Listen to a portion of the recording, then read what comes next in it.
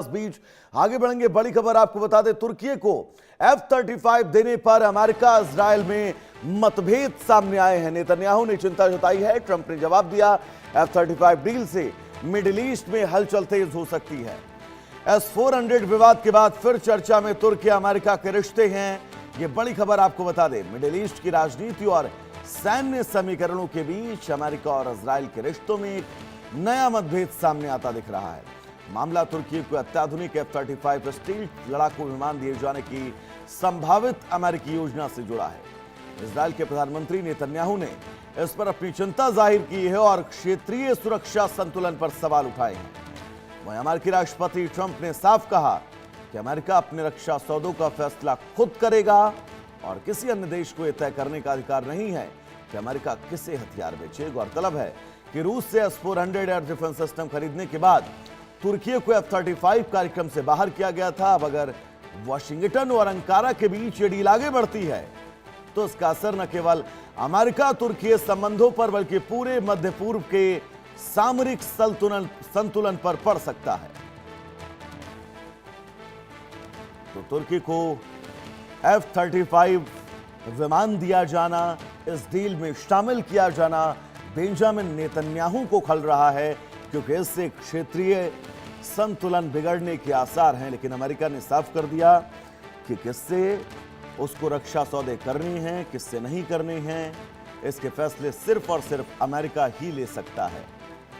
आपको बता दें, रूस से S-400 एयर डिफेंस सिस्टम खरीदने को लेकर अमेरिका ने तुर्की को चेताया था कि वो इन तमाम स्थितियों के बीच उसको F-35 की खेप नहीं मिलेगी अगर स्थितियां जारी रहीं। प्रगति हमारे साथ जुड़ी हुई है तमाम जरूरी अपडेट्स के साथ।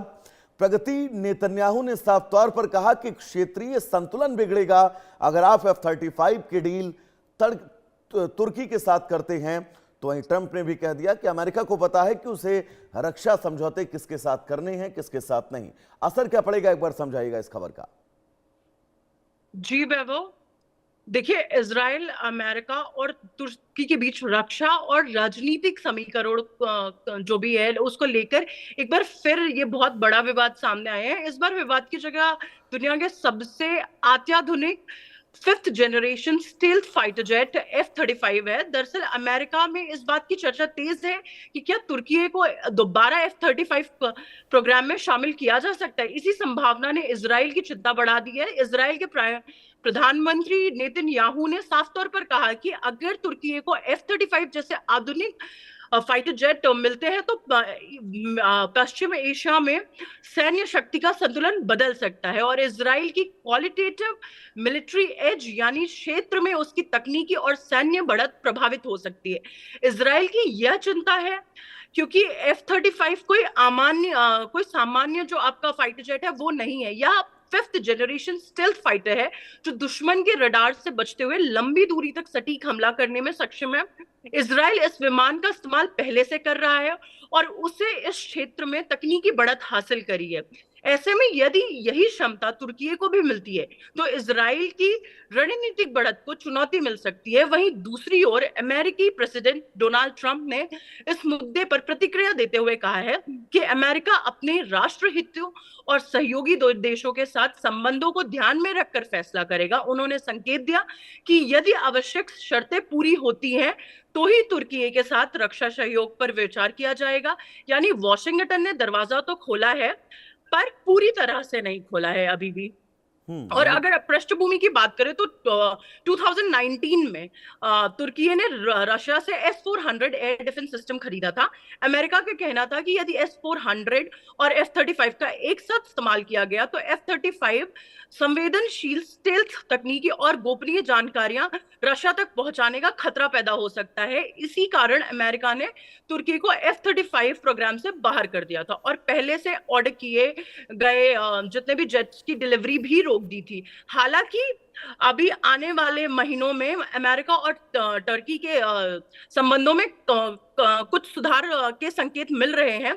ऐसे में टर्की की जो वापसी की चर्चाएं फिर से शुरू हुई। हालांकि अभी तक कोई फाइनल डिसीजन नहीं लिया गया है, लेकिन केवल इस संभावना ने ही इजराइल की सुरक्षा चिंताओं को और भी ज्यादा पब्लिक कर दिया और भी ज्यादा क्रूशियल कर दिया है। कुल मिलाकर या सिर्फ लड़ाकू विमान की डील नहीं है वैभव, बल्कि पश्चिम एशिया में जितनी भी बदलती पॉलिटिक्स है, जियो पॉलिटिक्स है, नाटो की आंतरिक राजनीति है, अमेरिका टर्की के रिलेशंस है, और इसराइल की इंटरनल जितनी भी सिक्योरिटी से जुड़ा हुआ एक बहुत ही संवेदनशील मुद्दा बन चुका है। आने वाले में देखते हैं, नजरें इसी पर रहेंगी कि वॉशिंगटन फैसला क्या लेता है। दो चीजें हैं। पहली चीज ये, जैसा कि आपने जिक्र किया 2019 का, 2019 में S-400 डिफेंस सिस्टम उसने इजराइल से, रूस से लिया। रूस से लेने के बाद F-35 अमेरिका से लेने की तुर्की जो कोशिशें कर रहा है और इस कार्यक्रम में वो शामिल होने के प्रयास कर रहा है, तो दोनों ये रक्षा संसाधन क्या एक साथ काम करने में असक्षम है, S-400 और F-35, या फिर सिर्फ और सिर्फ राजनीतिकरण के चलते, अपनी जियोपॉलिटिक्स को बिल्डअप करने के लिए चलते अमेरिका इस डील से पीछे हट रहा था?